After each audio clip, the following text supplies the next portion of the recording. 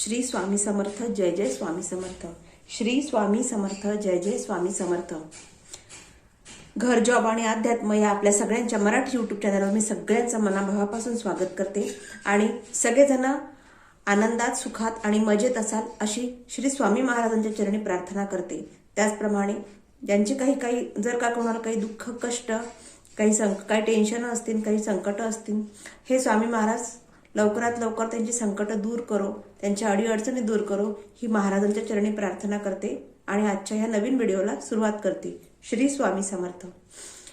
मैत्रिणींनो, तुम्ही टायटल पाहून तुम्हाला समजलेच असेल की आजचा व्हिडिओ कशा संदर्भात आहे।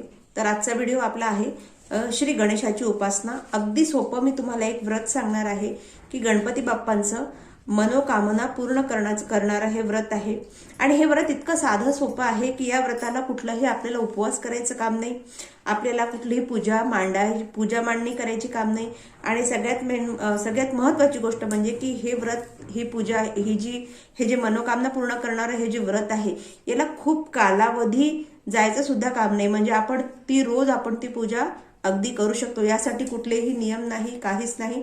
अगदी साधी सोपी पूजा आहे, साधी सोपी पद्धत आहे, पण हे खूप छान आणि प्रभावी आणि अगदी साध्यात सोपं, अगदी विद्यार्थी सुद्धा हे व्रत करू शकेल असं हे गणपती बाप्पांचं मनोकामना पूर्ण करणारं व्रत आहे। तर सगळ्यांना माझी नम्र विनंती आहे की ज्यांना जर खरंच गणपती बाप्पांची पूजा करायला आवडत असेल किंवा गणपती बाप्पांची काहीतरी सेवा करायची असेल आणि त्यासाठी जर तुमच्याकडे वेळ नसेल, वेळ कमी पडत असेल, तुम्ही उपवास करू शकत नसाल, तुम्ही वेळेअभावी तुम्ही पूजा मांडणी करू शकत नसाल, तुम्हाला खूप तामझाम जमत नसेल, तर ही खूप साधी सोपी पद्धत आहे आणि मनोकामना पूर्ण करणारं हे व्रत आहे। तर अवश्य करा। श्री स्वामी समर्थ, जय जय स्वामी समर्थ। त्याआधी मी सगळ्यांना नम्र विनंती करते की ज्यांनी माझ्या चॅनलला सबस्क्राईब केलं नसेल त्यांनी माझ्या चॅनलला सबस्क्राईब करा आणि सबस्क्राईब करून खाली जे बेल आयकॉन दिलाय ते बेल आयकॉन प्रेस करा आणि त्यातलं ऑल ऑप्शन दाबा आणि ज्यांना ह्या व्हिडिओची आवश्यकता आहे त्यांना हा व्हिडिओ अवश्य शेअर करा आणि गणपती बाप्पांची हे व्रत करून, ही मनोकामना पूर्ण करणारं व्रत करून आपल्या सगळ्या इच्छा पूर्ण करून घ्या। श्री गणेशाय नमः। ओम गंग गणपते नमः। श्री स्वामी समर्थ महाराज की जय। चला तर बघूया पूजा कशी करायची या व्रताची आणि हे व्रत काय आहे याविषयी। चला तर बघूया हे व्रत कसं करायचं। तर हे गणपती बाप्पांचं मनोकामना पूर्ण करणारं व्रत अगदी साधं सोपं आहे। लहान मुलं किंवा विद्यार्थी सुद्धा हे व्रत करू शकतात किंवा आपल्या घरातली पुरुष मंडळी सुद्धा हे व्रत करू शकतात। तर हे व्रत कसं करायचं? या व्रताची सुरुवात तुम्ही गणपती चतुर्थीला करू शकता किंवा जर का गणपती चतुर्थी, जी चतुर्थी आहे ती संकष्टी चतुर्थी आपल्या महिन्याची, त्या संकष्टी चतुर्थीला जर नाही जमलं करणं तर महिन्याच्या कुठल्याही मंगळवारी तुम्ही हे व्रत सुरू करू शकता। आता व्रत कसं करायचं? याला व्रत करायसाठी कुठलेही उपवास करायचं काम नाही, पूजा मांडायची काम नाही। फक्त ज्या दिवशी तुम्ही सुरुवात करत असाल त्या दिवशी फक्त गणपती बाप्पांजवळ संकल्प बोलायचा आहे आणि संकल्प कसा बोलतात हे तुम्हाला सगळ्यांना माहितीच असेल। तर समजा आता आपण चतुर्थीला ही सुरुवात करतोय, तर चतुर्थीला फक्त सुरुवात करायच्या आधी गणपती बाप्पांजवळ आपले संकल्प बोलून दाखवायचा आहे की मी तुमचं हे मनोकामना पूर्ण करणारं व्रत 41 दिवसांचं हे व्रत आजपासून सुरू करताय आणि तुम्ही आपली इच्छा बोलून दाखवायची आणि त्यांना प्रार्थना करायची की माझं हे व्रत निर्विघ्नपणे पूर्ण होऊ द्या आणि माझी इच्छा पूर्ण करा। असं बोलून झाल्यानंतर तुम्ही एक छान छोटूसा पाठ घ्यायचा आहे, आपल्या देव्हाराजवळ तो पाठ ठेवायचा आहे, जिथे तुमचं देवघर आहे तिथे छोटूसा पाठ असेल तर पाठ किंवा जर का एखादी छोटीशी फरशी जर असेल तर ती फरशी सुद्धा घेतली तरी चालते। आता काय करायचं आहे? त्या पाटावर तुम्हाला रांगोळीने गणपती बाप्पा काढायचे आहेत।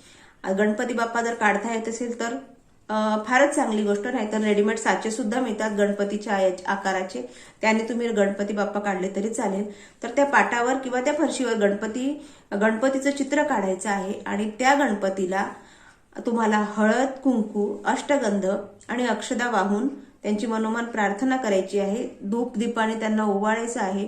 त्याचबरोबर एक रोज एक लाल फूल हे न चुकता वाहायचं आहे आणि जर दुर्वा मिळाली तर अतिउत्तम, दुर्वा सुद्धा तुम्हाला वाहायची आहे, पण न चुकता लाल फूल हे रोज वाहायचं आहे आणि दुर्वा सुद्धा जर भेटल्या तर तुम्ही रोज वाहण्याचा संकल्प सुद्धा करू शकता। पण आता उन्हाळ्यात दुर्वा मिळत नाही तर पण लाल फूल हे अवश्य वाहा।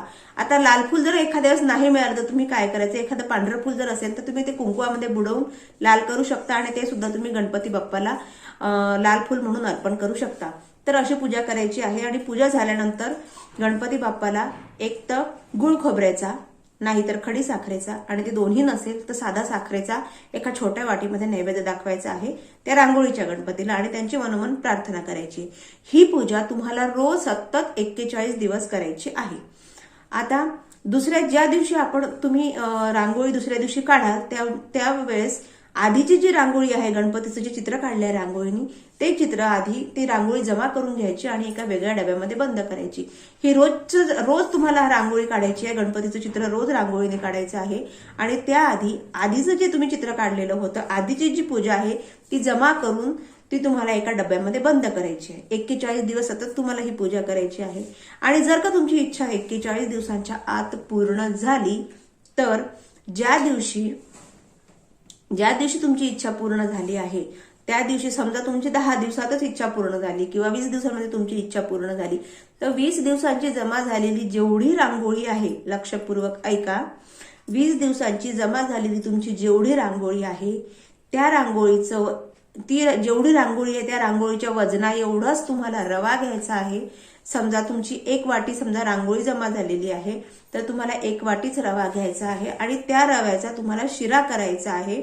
आणि तो शिरा तुम्ही त्या दिवशी जी गणपती बाप्पांचे चित्र काढून त्यांची पूजा कराल त्याला ते नैवेद्य म्हणून दाखवायचं आहे आणि त्यांना प्रार्थना करायची की तुमच्या कृपेने माझी ही इच्छा पूर्ण झालेली आहे आणि मी तुमचं हे मनोकामना पूर्ण करणारं व्रत हे पूर्ण केलेलं आहे। तुमच्या कृपेने माझी इच्छा पूर्ण झालेली आहे आणि ते व्रत तुम्ही त्याचं त्या दिवशी शिऱ्याचा नैवेद्य दाखवून उद्यापन करायचं आहे आणि तो शिऱ्याचा नैवेद्य तुम्ही स्वतः ग्रहण करायचा आहे आणि आपल्या फक्त घरातल्या कुटुंबांना द्यायचा आहे, बाहेर द्यायचा नाही।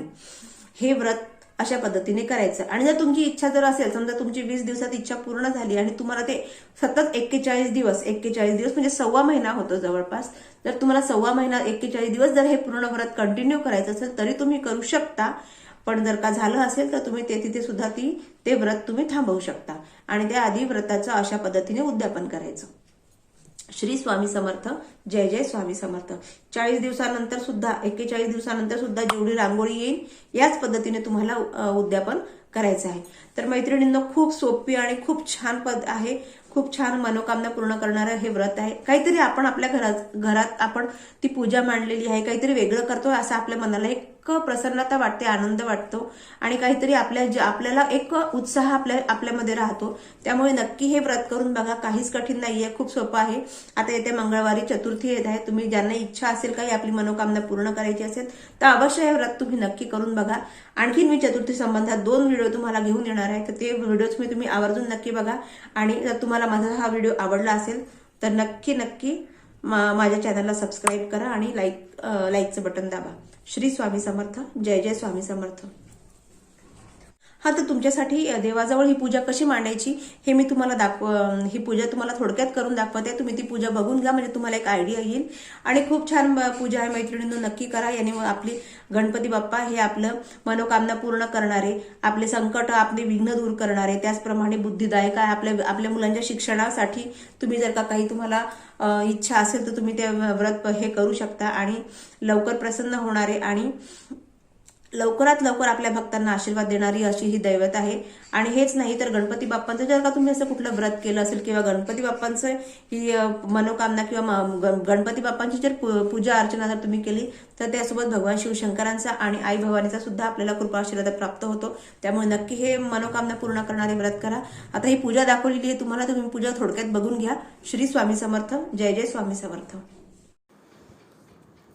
गणपती बाप्पांचं मनोकामना पूर्ण करणारं ह्या व्रताची पूजा करायसाठी आपल्याला एक पाट लागतो छोटा, किंवा अशी एक छोटी काळी फरशी, दगडी फरशी असेल तरी चालेल।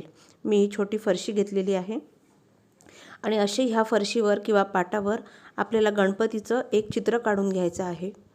तुम्हाला जर हाताने काढता येत असेल तर उत्तमच आहे। तसं गणपतीचं चित्र काढणं काही कठीण नाही, सोपी गोष्ट आहे। त्यासाठी तुम्ही बघून घ्या, अशा पद्धतीने तुम्ही काढला तरी चालतो। आणि नसेलच तर कुठल्याही रांगोळीच्या दुकानांमध्ये किंवा मंदिराजवळ गणपतीच्या रांगोळीचा साचा मिळत असतो, तर तिथं खूपच सोपी गोष्ट आहे। ती पटकन अगदी अर्ध्या मिनिटात ती रांगोळी साच्याने काढून होते। अशा पद्धतीने आपल्याला त्या पाटावर किंवा फरशीवर असं एक गणपती बाप्पांचं एक चित्र काढून घ्यायचं आहे आणि या चित्राची आपल्याला देव्हाऱ्याजवळ, आता देव्हाऱ्याजवळच काढायचं आहे हे चित्र, पण मी थोडं बाजूला येऊन काढलेलं होतं व्हिडिओ करण्यासाठी. असं चित्र काढून घ्यायचं आहे तुम्हाला आणि या चित्राची तुम्हाला रोज पूजा करायची आहे. असं रोज तुम्हाला काढायचं आहे आणि रोज पूजा करायची आहे. हेच हे मनोकामना पूर्ण करणारं व्रत आहे आणि याच्यासाठी तुम्हाला काही उपास तापास करायचं काही काम नाही. 1.25 महिना 41 दिवस तुम्हाला ही पूजा करायची आहे. हे बघा असं आपल्या देव्हाऱ्याजवळ खाली हा देव्हारा आहे आणि इथेही खाली ही फरशी ठेवलेली आहे ज्यावर गणपतीचं चित्र काढलेलं आहे मी. आता बस फक्त साध्या पद्धतीने आपल्याला गणपतींचं पूजन करायचं आहे.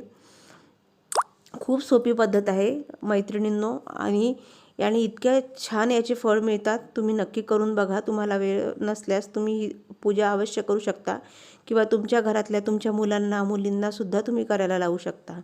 अशा पद्धतीने बघा हळद कुंकू अक्षदा गणपती बाप्पांच्या पायावर अर्पण करायचे आहे आणि त्यांना अष्टगंधसुद्धा लावून घ्यायचं आहे.